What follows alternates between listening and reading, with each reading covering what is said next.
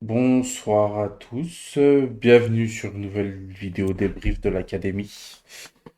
On va passer ce moment douloureux tous ensemble, même si en soi on parlera du résultat, mais bon, on va passer ce moment tous ensemble, mais avant tout, avant que vous vaquiez à vos occupations, c'est-à-dire, comme on disait, on sait que vous faites tout ce que vous avez à faire. De toute façon, vous n'avez pas besoin de regarder l'écran, puisque on parle juste. Donc, il y a pas à regarder l'écran.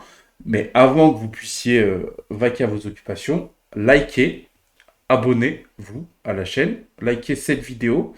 Euh, Dans la bio, on vous a mis le lien de notre Telegram. On a ouvert un canal Telegram, donc on a pu vivre le match là tous ensemble.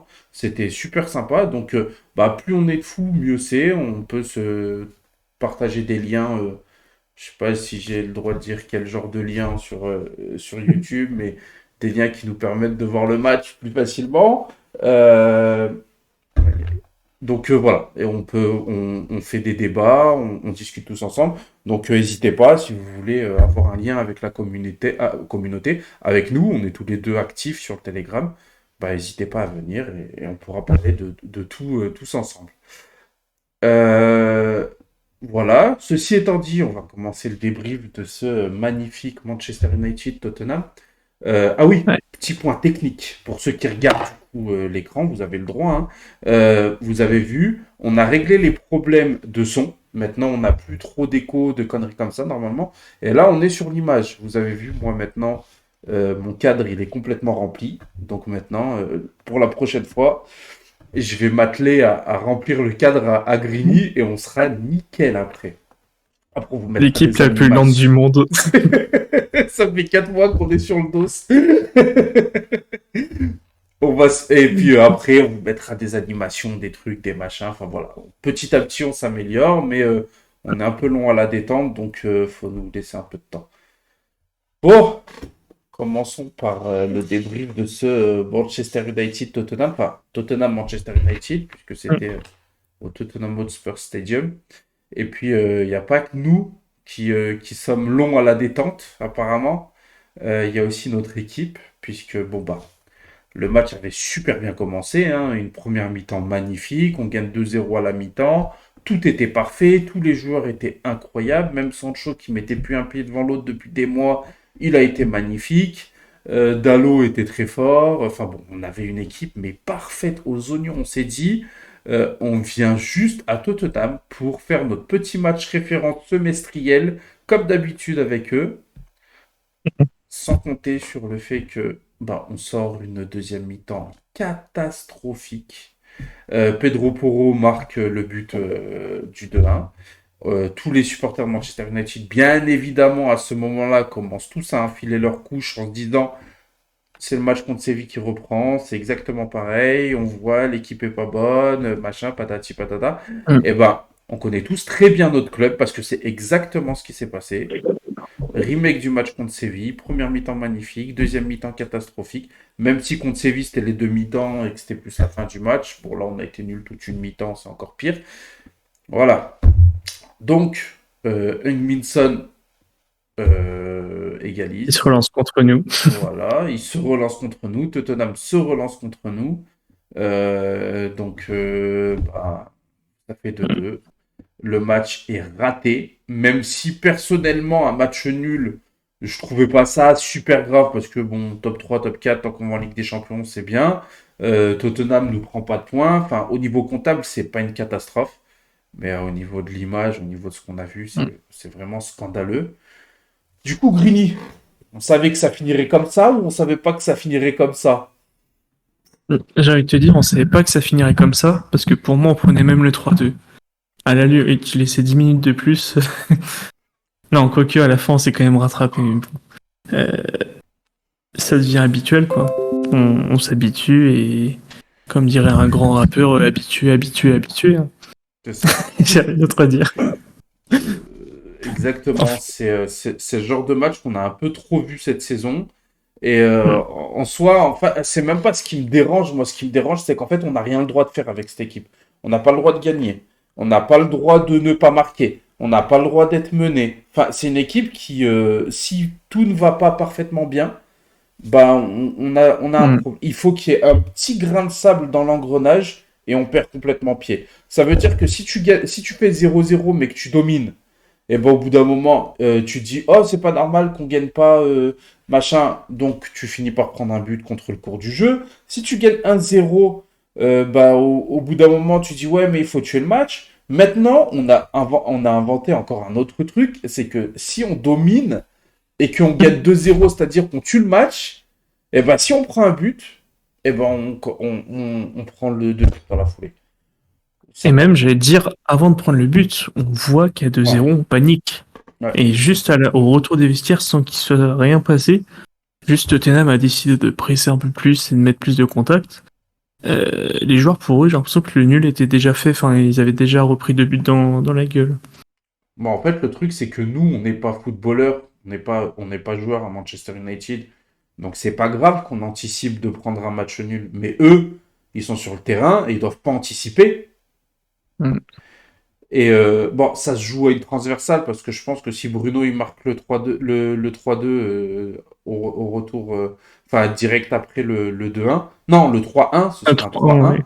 3-1. Si Bruno marque le 3-1, je pense que le match est plié. Mais Mm. justement, le problème, c'est que ça se joue à ça. Et le problème, c'est que c'est quelque chose qu'on n'a pas vu, mais qui était déjà le cas toute notre bonne période là. C'est-à-dire que euh, on faisait des matchs où les buts allaient dans le bon sens, c'est-à-dire qu'on les marquait au bon moment, tu vois. Et maintenant qu'on n'a Mm. plus ça, et ben on gagne plus. C'est-à-dire que dans le jeu, ça devenait poussif, etc. Mais on finissait par marquer un but au bon moment, au retour des vestiaires, quand ils commençaient à devenir bons. Enfin voilà, on arrivait toujours à être tueur, à marquer le bon but au bon moment. Là, dans le jeu, c'est à peu près pareil, c'est-à-dire qu'on est bon, mais et que on est bon et on commence à baisser en intensité, en rythme, mais on n'a plus cette faculté à marquer les buts qui vont tuer le match. C'est pas tuer le match dans le sens où il va y avoir 2 ou 3-0, qui vont tuer le match, c'est-à-dire au moment où l'adversaire Mm. en a le moins besoin. Et même pour aller plus loin que ça, on n'a pas le côté tueur, et en plus, on n'a pas notre charnière qui nous assurait, on va dire, une stabilité défensive. C'est Donc, tu ça. accumules les deux, et grosso modo, on prend ce match-là, on l'étend sur une saison, c'est typiquement ce qui se passe. On a eu une des très bonnes périodes, mais on a des grosses périodes de doute, des grosses périodes de on fait n'importe quoi. Des joueurs qui sont censés être titulaires dans chaque club de PL qui font dans leur froc, clairement. Moi j'en Ouais. ai un en tête, je pense que t'as le même. Oui, bah vas-y, dis. Bah, monsieur numéro 6 quoi, Casimiro, qui n'est que l'ombre de lui-même, et qui a plongé encore plus que tous ses coéquipiers, j'ai l'impression, qui était titulaire de base, qui a fait une deuxième mi-temps catastrophique. Et au moins sur un match, on peut savoir où sont les points d'amélioration. Et il y en a beaucoup à avoir. C'est tout ce qu'il y a à dire. C'est lesquels pour toi qu'il y a à avoir en point d'amélioration? Déjà, avoir plus qu'un 11, grosso modo. Ensuite, apprendre à savoir, enfin, ça va être global, mais gérer un match ou gérer des situations. Ne pas être toujours dans l'émotion. Je dirais l'émotion parce que dès que tu prends un but, tu sais que c'est la panique, ça dégage de partout. Donc on va dire l'émotion en général. Et surtout ça. Je pense que c'est vraiment les deux gros points.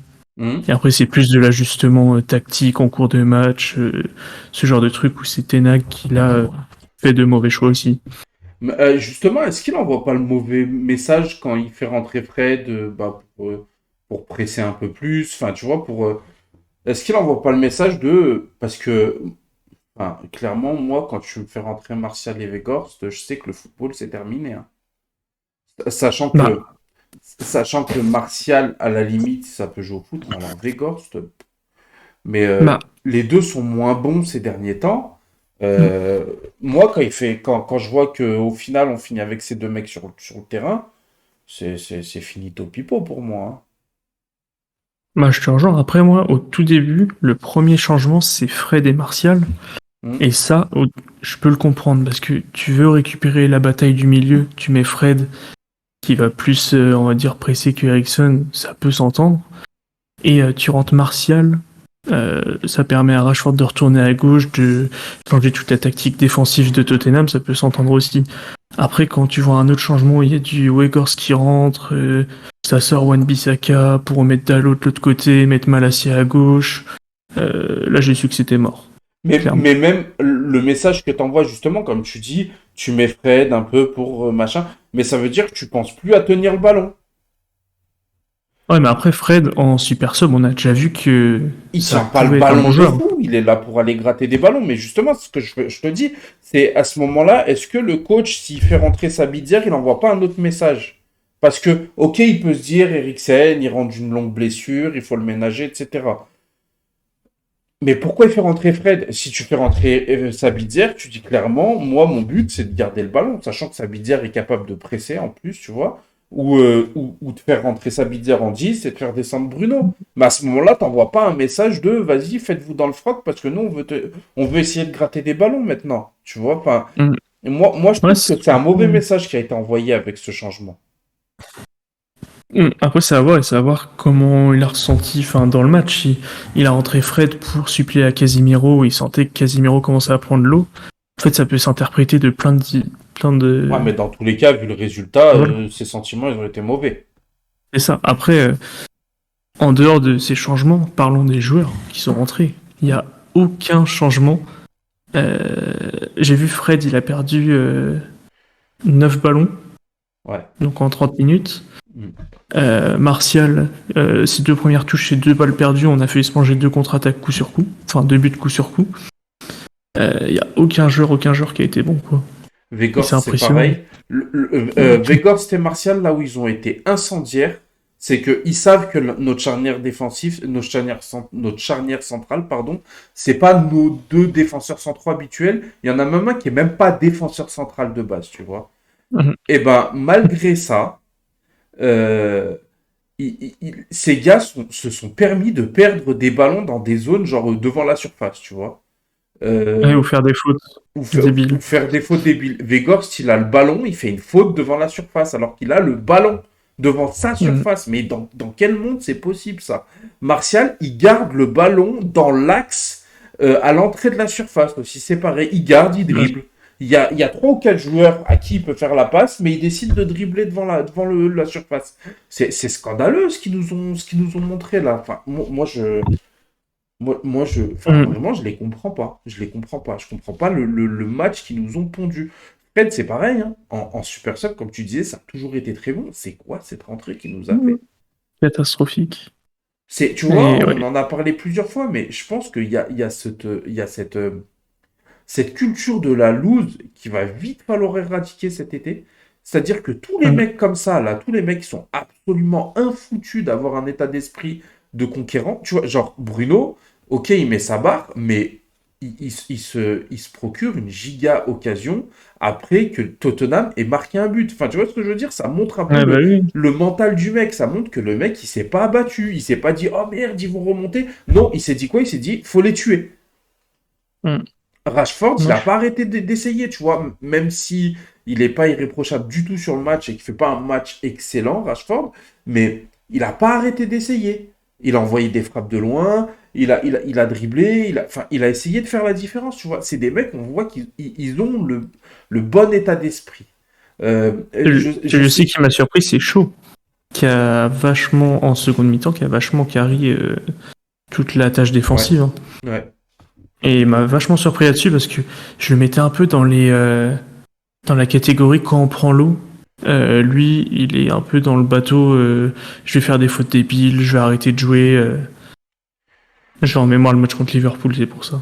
Moi, il y a un truc, moi, que je comprends pas, c'est le placement des défenseurs, où Shaw est défenseur central et Wan-Bissaka, il est arrière droit. Et en fait, sur toutes les actions offensives, Wan-Bissaka se retrouvait dans l'axe et Shaw à droite. Ouais. Ouais. Je Après, comprenais absolument pas ce placement-là. Après, c'est pas grave, peut-être que Ten Hag avait Enfin, moi, c'est pas le genre de choses qui me choque. C'est juste que je comprenais pas.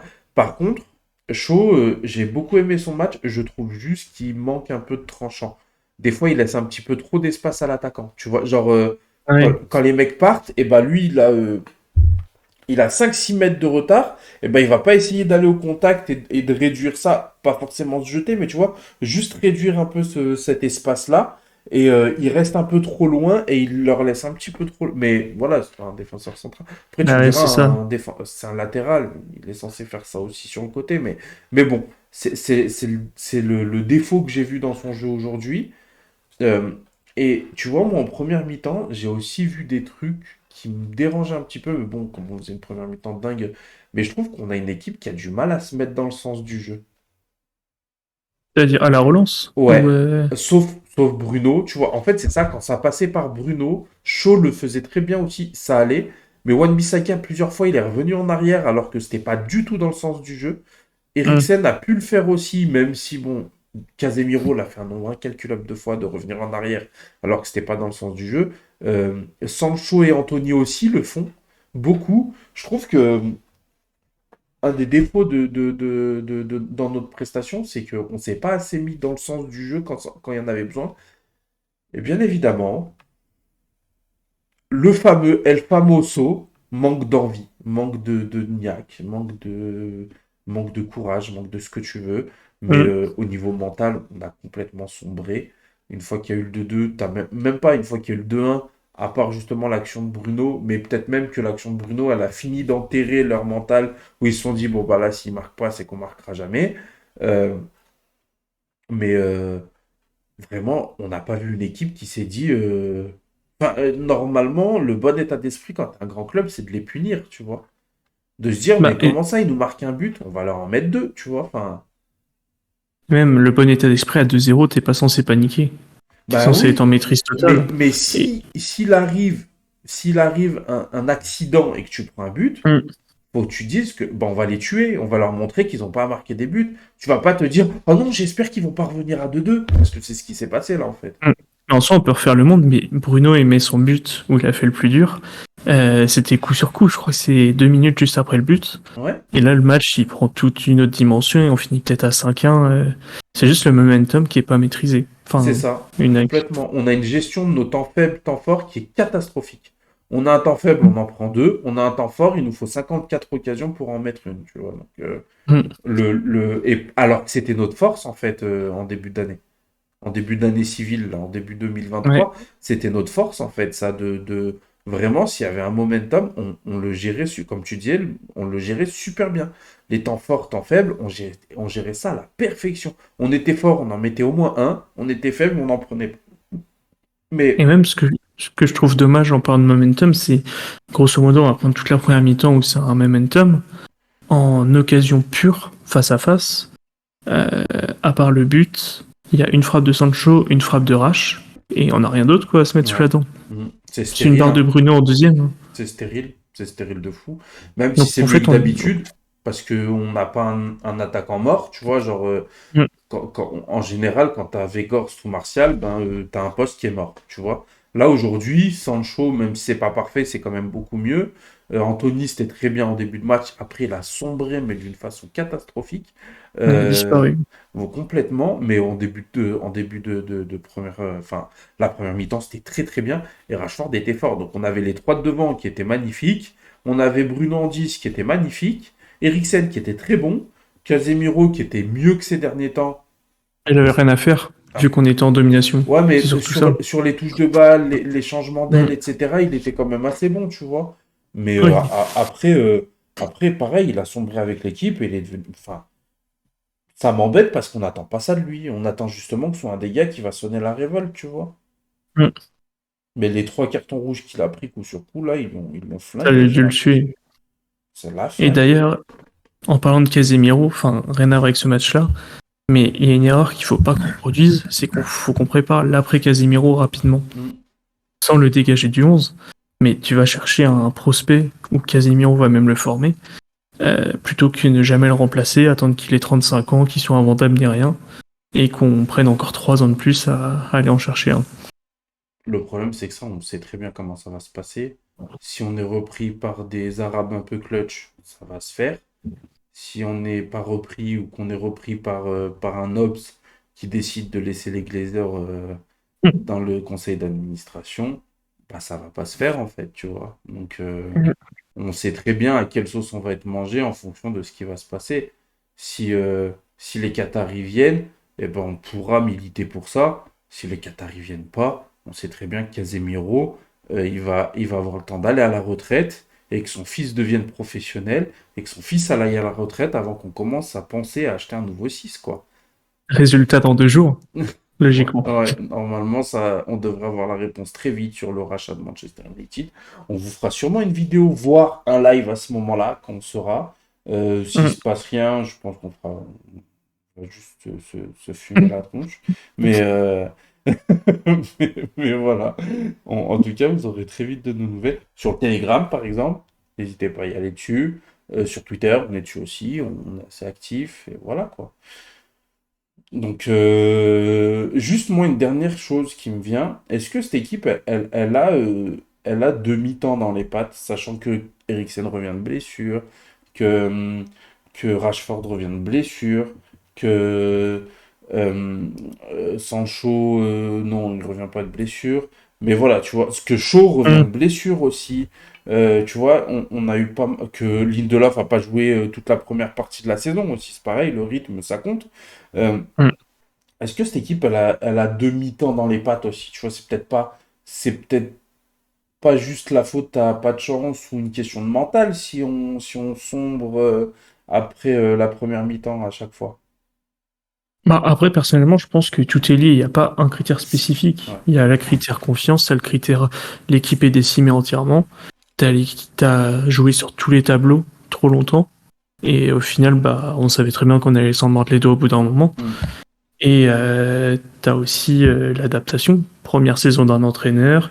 Peut-être t'as Lindelof qui est titularisé au bout de 6 mois sans avoir joué. Donc avec un joueur qui est une paire, enfin chaud, qui est pas défenseur central. Donc il y a plein de petits trucs macro, on va dire, qui rentrent en compte. Et au final, bon, on voit les limites. Mais je pense que oui, physiquement, avec tous les retours des blessures, avec l'âge aussi de certains, Mm. tu reviens pas comme un Rashford qui s'est blessé 2 semaines et qui revient comme un lapin, quoi, qui court comme un lapin. Ouais, complètement. Complètement. Ouais, je suis d'accord, c'est quand même sûr ouais, que c'est multifactoriel et c'est pas juste un truc qui nous fait défaut, tu vois. Il y a aussi, Mm. moi, je trouve la gestion du coach depuis 2023, enfin, je pense que tous ces choix sont discutables depuis qu'on a passé cette bonne période. Et même pendant cette bonne période, on disait que bah, il fait des bons choix et ça le sauve, etc. Machin. Enfin, surtout moi, je le disais. Donc, enfin voilà. Mais en tout cas, il faut qu'on se relance. On le voit dans Mm. la com du coach, il attend que ça. Que justement on crée un momentum, mais à l'échelle des résultats, pas sur un match, tu vois, vraiment qu'on crée une bonne dynamique et qu'on surfe dessus. Après, en vrai, moi, ce que j'ai envie de dire, c'est on va juste attendre la fin de la saison. Mm. Ce que j'allais dire, je me demande s'il attend pas la fin de saison, On a en mode, plié le top 4. c'est ça. Je pense que le top 4 s'est plié. Il y avait un mini espoir pour Tottenham aujourd'hui s'il gagnait, même si c'était pas grand-chose. Là, 6 points d'avance. Je vois qu'il y en a beaucoup qui stressent, mais franchement, 6 points d'avance avec 2 matchs en retard. Si on Bah, arrive à foirer ça, c'est qu'il y a un souci, quoi. le problème, c'est que dimanche, on joue à Aston Villa. Et Aston Villa, c'est possiblement un concurrent direct. Juste si on passe l'étape Aston Villa, on est sûr. Bah, c'est Je un, trouve. c'est un- c'est un concurrent direct. Ils sont loin en termes comptables, Aston Villa. Ils sont à égalité avec Tottenham, hein. Ils sont à 54. On est à 60. Et ils ont combien de matchs Ils ont un match ou deux, de retard? je sais plus, de plus que nous. Mais en gros, ils sont à égalité avec Tottenham. Égalité Ouais. de points, égalité de Ap- matchs avec eux. Après, Aston Villa, il y a quand même moins de chances que. Donc logiquement, on devrait être safe. Mais Ouais, tu gagnes contre Aston Villa, tu t'assures le top 4. ouais. Après, il y a encore Chelsea derrière, mais bon, ils sont nuls. Bon, on va sûrement les relancer, hein, mais bon. Mm. Bon, Donc, écoutez, à voir. à voir. On est un peu dans l'inconnu parce qu'on n'a pas de dynamique claire et précise. On voit des matchs où on revient bien et après, on va se faire monter. C'est compliqué. Donc dites-nous en commentaire, vous, ce que vous pensez. Est-ce que vous pensez qu'on va réussir à créer une bonne dynamique ou est-ce que vous pensez qu'on va faire un peu comme la fin de saison, pas celle la saison dernière, mais celle d'encore avant, où c'est-à-dire qu'à partir du moment où le top 4 s'était réglé, on n'avait plus, enfin, on n'a plus beaucoup gagné de matchs, on est devenu nul. Enfin, moi, je vois bien une saison comme ça, tu vois, une saison très irrégulière où on va pas perdre tous nos matchs, tu vois, on va pas être nul, mais où on va être quand même assez irrégulier dans les performances et dans les résultats, tu vois. Où il y aura beaucoup de Mm. résultats 1-0 à l'arraché sur un penalty ou enfin tu vois des trucs comme ça. Après, moi, je vais pas te mentir, tant qu'on sécurise le top 4 et qu'on sort une grosse finale de FA Cup, ça me va. Complet. On peut balancer tous les matchs de PL après, Ouais, si le top 4 est sécurisé, je suis d'accord. juste Moi qu'on fasse une grosse finale. le top 3 ça fait plaisir parce que pour moi quand t'es quatrième tu dois viser la troisième place. Mais en soi, Mm. si on n'est pas troisième à la fin de la saison, je vais pas râler, hein. Du Mm. moment où on est en Ligue des Je suis Champions, d'accord avec toi. c'est ce qui compte, hein. Je suis d'accord avec toi. Bon les gars, Dites-nous si vous êtes d'accord avec nous en commentaire. voilà, dites-nous ce que vous en pensez. Bon, ça nous fait une vidéo de 25 minutes. Euh, Carré. Je pense qu'on a fait à peu près le tour. Si vous avez des sujets à aborder dans les Mm. commentaires, on répond presque à tous les commentaires. Si on vous répond pas, c'est que votre commentaire était nul à chier. Non, c'est pas vrai. Des fois, on répond pas comme ça. Des fois, on oublie juste. Mais en général, on répond à vos commentaires. Euh, Même les nuls à chier d'ailleurs. Donc, vous saurez pas si votre commentaire est nul à chier. Donc voilà, on répond à tous les commentaires si vous avez envie de discuter ou de voilà ou de débattre. Si vous voulez un truc plus direct, il y a le canal Telegram, n'hésitez pas à aller dessus. Il y a Twitter, on est ouvert, nos DM sont ouverts, n'hésitez pas aussi. Voilà, donc on se retrouve nous dimanche après le match contre Aston Aston Villa. Villa. Mm. Il y a une grosse manifestation qui est prévue apparemment à Old Trafford pour dire aux Glazers qu'ils doivent dégager. Donc s'il y a des Anglais qui nous écoutent, on ne sait jamais, n'hésitez pas à y aller à foutre le bazar. Soyez clutch. Ouais, voilà. Et voilà. Bon, allez, bonne soirée à tous. Merci de nous avoir suivis. Ciao. Bonne soirée.